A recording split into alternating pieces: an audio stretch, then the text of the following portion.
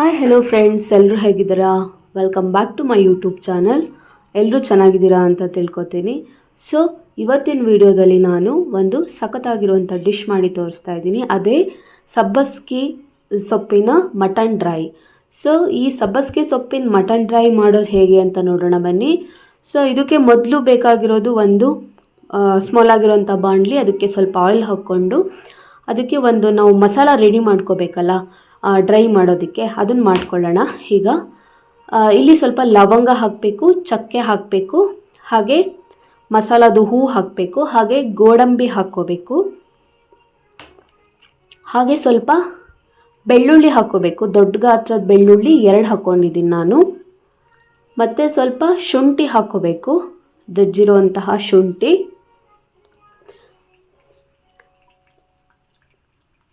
ಎಲ್ಲರೂ ನೀವು ಬೇರೆ ಬೇರೆ ಥರ ಟ್ರೈ ಮಾಡಿರ್ತೀರ. ಸೊ ಈ ಥರ ಒಂದ್ಸರಿ ಟ್ರೈ ಮಾಡಿ ಅಂತ ಹೇಳ್ತೀನಿ. ಟೇಸ್ಟ್ ಅಂತೂ ಸಖತ್ತಾಗಿ ಬಂದಿದೆ. ಸೊ ನಾವಿಲ್ಲಿ ನೋಡ್ತಿದ್ದೀರಲ್ಲ, ಇದಕ್ಕೆ ಈಗ ಸ್ವಲ್ಪ ನಾನಿಲ್ಲಿ ಕಸೂರಿ ಮೇಥಿ ಹಾಕೋತಾ ಇದ್ದೀನಿ. ಚಕ್ಕೆ, ಲವಂಗ, ಬೆಳ್ಳುಳ್ಳಿ, ಶುಂಠಿ, ಕಸೂರಿ ಮೇಥಿ, ಗೋಡಂಬಿ, ಹಾಗೆ ಮಸಾಲದು ಹೂವು ಹಾಕಿದ್ದೀನಿ. ಹಾಗೆ ಮತ್ತೆ ಈಗ ಸ್ವಲ್ಪ ಗಸಗಸೆ ಹಾಕ್ಕೋಬೇಕು. ಗಸಗಸೆ ಹಾಕೋತಾ ಇದ್ದೀನಿ. ಇದಿಷ್ಟನ್ನು ಒಂಚೂರು ಬಾಡಿಸ್ಕೊಳ್ಳೋಣ ಲೈಟಾಗಿ. ನೋಡಿ, ತುಂಬ ಚೆನ್ನಾಗಿ ಬರುತ್ತೆ. ಒಂದ್ಸತಿ ಖಂಡಿತ ಮಾಡಬೇಕು. ವಿಡಿಯೋನ ಮೊದಲಿಂದ ಕೊನೆ ತನಕ ನೋಡಿ ಅಂತ ಹೇಳ್ತೀನಿ. ಇನ್ನು ಯಾರು ನಮ್ಮ ಚಾನಲ್ನ ಸಬ್ಸ್ಕ್ರೈಬ್ ಮಾಡಿಲ್ಲ, ದಯವಿಟ್ಟು ಸಬ್ಸ್ಕ್ರೈಬ್ ಮಾಡಿ ನಮಗೆ ಸಪೋರ್ಟ್ ಮಾಡಿ ಅಂತ ಕೇಳ್ತಾ ಇದ್ದೀನಿ. ಈಗ ಒಂದು ದೊಡ್ಡ ಗಾತ್ರದ ಈರುಳ್ಳಿ 2 ಹಾಕ್ಕೊಂಡಿದ್ದೀನಿ. ಅಂದರೆ ನಾನಿಲ್ಲಿ 2 kg ಮಟನ್ ಮಾಡ್ತಾ ಇರೋದು. ಸೊ ಹಾಗಾಗಿ ಇಲ್ಲಿ ದೊಡ್ಡ ಗಾತ್ರದ 2 ಈರುಳ್ಳಿ ಹಾಕ್ಕೊಂಡಿದ್ದೀನಿ. ನೀವು 1 kg ಮಾಡಿಕೊಂಡ್ರೆ 1 ದೊಡ್ಡ ಈರುಳ್ಳಿ ಹಾಕ್ಕೊಂಡ್ರೆ ಸಾಕಾಗುತ್ತೆ. ನಾನಿಲ್ಲಿ 2 kg ಮಾಡ್ತಾ ಇರೋದ್ರಿಂದ 2 ಈರುಳ್ಳಿ ಸೇರಿಸ್ಕೊತಾ ಇದ್ದೀನಿ. ಇದನ್ನು ಸ್ವಲ್ಪ ಬಾಡಿಸ್ಕೊಬೇಕು. ಸ್ವಲ್ಪ ಇದು ಲೈಟಾಗಿ ಬಾಡಿಸ್ಕೊಂಡು ಆಮೇಲೆ ಮತ್ತೆ ನಾನು ಏನಂತ ಹೇಳ್ತೀನಿ. ಸಬ್ಬಸ್ಗೆ ಸೊಪ್ಪಿನ ಟೇಸ್ಟೇ ಒಂಥರ ಡಿಫ್ರೆಂಟ್ ಆಗಿರುತ್ತೆ. ಮತ್ತು ಹೆಲ್ತಿಗೂ ಇದು ತುಂಬಾ ಒಳ್ಳೆಯದು. ಹಾಗಾಗಿ ನಾವಿಲ್ಲಿ ಒಂದು ಸತಿ ಟ್ರೈ ಮಾಡೋಣ ಅಂತ ಮಾಡಿದೆ. ತುಂಬ ಚೆನ್ನಾಗಿ ಬಂತು. ಇದು ನಾನು ಸೆಕೆಂಡ್ ಟೈಮ್ ಮಾಡ್ತಾ ಇರೋದು ಇವಾಗ. ಸೊ ಇದೇ ಥರ ನಾನು ಪುದೀನ ಜೊತೆಗೂ ಮಾಡಿದ್ದು ಹಾಕಿದ್ದೆ. ಅದು ಚಿಕನ್ನು, ಅದು ಚೆನ್ನಾಗಿ ಬಂದಿದೆ. ನೀವೆಲ್ಲ ನೋಡಿದ್ದೀರಾ ವೀಡಿಯೋನ ಅಂತ ತಿಳ್ಕೊತೀನಿ. ಇವಾಗ ನಾನಿಲ್ಲಿ ಟೊಮೊಟೊ ಹಣ್ಣು ಹಾಕೋತಾ ಇದ್ದೀನಿ. ದೊಡ್ಡ ಪ್ರಮಾಣದ್ದು ಟೊಮೊಟೊ 2 ಸೇರಿಸ್ಕೋತಾ ಇದ್ದೀನಿ. ಈಗ ನಾನಿಲ್ಲಿ ಧನಿಯಾ ಕಾಳು, ಕೊತ್ತಂಬರಿ ಬೀಜನ ಸ್ವಲ್ಪ ಹಾಕೋತಾ ಇದ್ದೀನಿ. ಪೌಡರ್ ಸೇರಿಸ್ತಾ ಇಲ್ಲ, ಯಾಕಂದರೆ ಇದನ್ನು ಈ ಥರ ಡೈರೆಕ್ಟಾಗಿ ಹಾಕ್ಕೊಂಡ್ರೆ ಟೇಸ್ಟು ಸ್ವಲ್ಪ ಚೆನ್ನಾಗಿರುತ್ತೆ ಆ್ಯಂಡ್ ಡಿಫ್ರೆಂಟಾಗಿರುತ್ತೆ. ಅದಕ್ಕೋಸ್ಕರ ನಾನು ಇದನ್ನು ಫ್ರೈ ಮಾಡ್ಕೋತಾ ಇದ್ದೀನಿ ಈ ಥರ ಹಾಕ್ಕೊಂಡು. ನೀವಿಲ್ಲ ಈ ಥರ ಕಾಳು ಪೌಡರೇ ಇರೋದಂದರೆ ನೋ ಪ್ರಾಬ್ಲಮ್, ಸೇರಿಸ್ಕೋಬೋದು. ಈಗ ಸ್ವಲ್ಪ ಕೊತ್ತಂಬರಿ ಸೊಪ್ಪು ಹಾಕೋತಾ ಇದ್ದೀನಿ.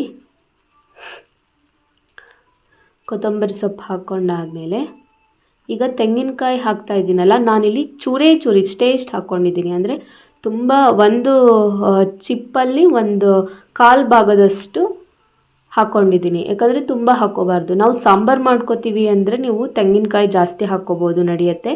ಬಟ್ ಇಲ್ಲಿ ಡ್ರೈ ಮಾಡ್ತಾ ಇರೋದಲ್ಲ, ಹಾಗಾಗಿ ಕಾಯಿ ಜಾಸ್ತಿ ಬೇಡ, ಒಂದು ಚೂರು ಸಾಕು. ಈಗ ಸಬ್ಬಸ್ಗೆ ಸೊಪ್ಪು 1 ಕಟ್ಟು ಕಂಪ್ಲೀಟಾಗಿರೋದು ಫುಲ್ ಹಾಕೋತಾ ಇದ್ದೀನಿ. ಇದನ್ನು ನೀಟಾಗಿ ನಿಧಾನಕ್ಕೆ ಮಗ್ಚ್ಕೊಂಡ್ರೆ 1-2 ಸೆಕೆಂಡ್ಗೆ ಇದು ಬೆಂದ್ಬಿಡತ್ತೆ. ಸೊ ಈಗ ನಾನು ಇಲ್ಲಿ ತಿರ್ಸ್ಕೊತೀನಿ. ನಾನು ನೋಡಿ, ಈಗ ಬೆಂದಿದೆ ಇದು. ಇದಿಷ್ಟು ಈಗ ಬೆಂದ ಮೇಲೆ ಇದಕ್ಕೆ ಒಂದು ಸ್ವಲ್ಪ ಟರ್ಮರಿಕ್ ಪೌಡರ್ ಹಾಕೋಣ, ಅರಿಶಿಣದ ಪುಡಿ, ಹಾಗೆ ಇಲ್ಲಿ ಚಿಲ್ಲಿ ಪೌಡರ್ ಹಾಕೋತಾ ಇದ್ದೀನಿ 2 ಸ್ಪೂನಷ್ಟು. ಇಲ್ಲ ನೀವು ಮೆಣಸಿನ್ಕಾಯಿ ಡೈರೆಕ್ಟಾಗಿ ಹಾಕ್ತೀನಿ ಅಂದರೂ ಹಾಕ್ಕೋಬೋದು. ನಾನಿಲ್ಲಿ ಸೋಂಪು ಕಾಳು ಹುರಿದು ಅದನ್ನು ಪೌಡರ್ ಮಾಡಿರೋದು 1/4 ಚಮಚ ಹಾಕಿದ್ದೀನಿ. ಹಾಗೆ ಜೀರಿಗೆ ಪುಡಿ, ಇದನ್ನು ಸಹ ಜೀರಿಗೆನೂ ಸಹ ನಾನಿಲ್ಲಿ ಹುರಿದು ಅದನ್ನು ಪೌಡರ್ ಮಾಡಿರೋದು 1 ಸ್ಪೂನ್ ಹಾಕಿದ್ದೀನಿ. ಈಗ ಸ್ವಲ್ಪ ಮಟನ್ ಮಸಾಲ ಹಾಕೋತಾ ಇದ್ದೀನಿ.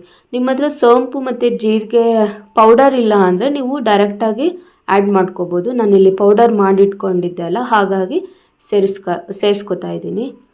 ಯಾಕಂದರೆ ಪಲಾವಿಗೆಲ್ಲ ನಾವು ಡೈರೆಕ್ಟಾಗಿ ಮಾಡ್ತೀವಿ ಅಂದಾಗ ಅದು ಪೌಡರ್ ಇದ್ದರೆ ಚೆನ್ನಾಗಾಗತ್ತೆ, ಗ್ರೈಂಡ್ ಮಾಡ್ಕೊಂಡು ಮಾಡಲ್ಲ ಅಲ್ವಾ. ಅದಕ್ಕೋಸ್ಕರ ನಾನು ಪೌಡರ್ ಮಾಡಿ ಇಟ್ಕೊಂಡಿದ್ದೆ.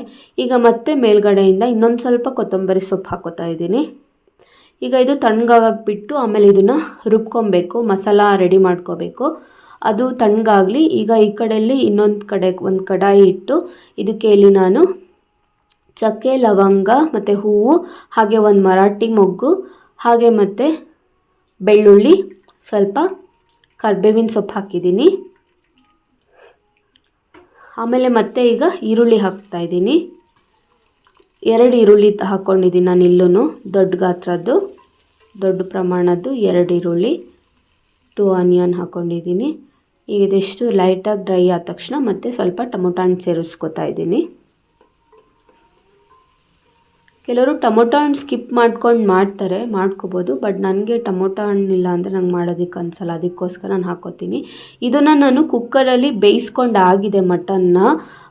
ಸೊ ಈಗ ಡೈರೆಕ್ಟಾಗಿ ಆ್ಯಡ್ ಮಾಡ್ತೀನಿ. ನಾನು ಇದು ಬೇಯಿಸ್ಕೋಬೇಕಾದ್ರೆ ಸ್ವಲ್ಪ ಧನಿಯಾ ಪೌಡರು, ಚಿಲ್ಲಿ ಪೌಡರು, ಮೆಣಸಿನ ಪುಡಿನ, ಪೇಪರ್ ಪೌಡರು, ಅರಿಶಿಣದ ಪುಡಿ, ಉಪ್ಪು ಹಾಕಿ ನಾನು ಬೇಯಿಸಿಟ್ಕೊಂಡಿದ್ದೆ ಕುಕ್ಕರಲ್ಲಿ.